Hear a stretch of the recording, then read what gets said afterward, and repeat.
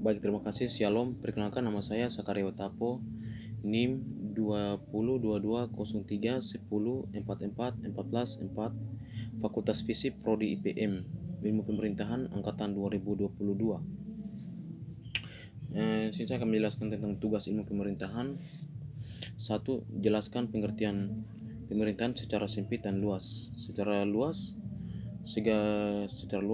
dapat diartikan segala urusan yang dilakukan oleh negara dalam menyelenggarakan kesejahteraan rakyatnya dan kepentingan negara sendiri.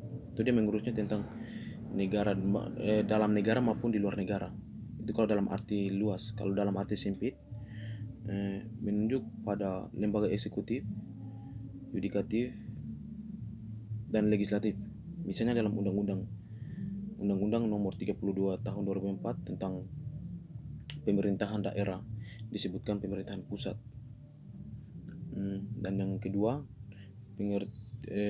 pemerintah sebagai kebutuhan.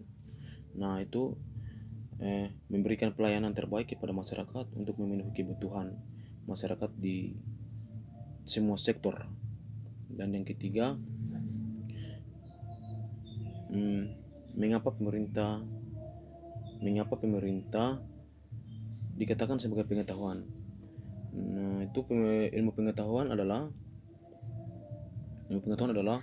keseluruhan dari pengetahuan yang terkoordinasi mengenai pokok pemikiran tertentu. Dan yang keempat,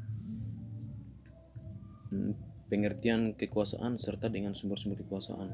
Kekuasaan kemampuan seseorang atau suatu kelompok untuk memengaruhi tingkah laku orang atau kelompok lain sesuai dengan keinginannya pelaku itu sendiri. Dan sumber-sumber kekuasaan, yang pertama, 1.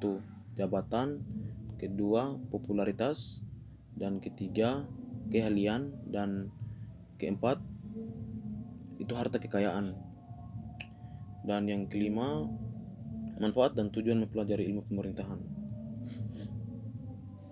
Ilmu pemerintahan dalam kehidupan bermasyarakat. Nah, itu mampu ikut berperan serta dalam menyelenggarakan, contohnya mengikuti pemilihan.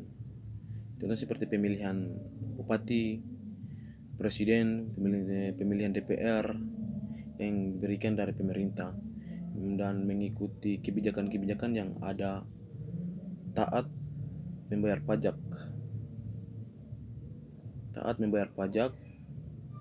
memakai helm dalam aturan lalu lintas. Baik, sekian dan terima kasih.